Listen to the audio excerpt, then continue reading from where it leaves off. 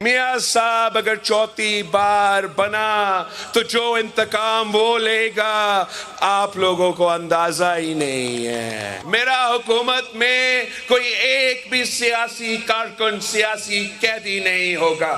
मेरा हुकूमत में सियासत अवाम की खिदमत होगी। मेरा हुकूमत में बेटियों को गिरफ्तार करना, बहनों को गिरफ्तार करना, ये ना हमारा सकाफत का हिस्सा है और ना ही ये कभी हमारा सियासत का हिस्सा होगा कि ये सिर्फ अपने लिए सोचते हैं।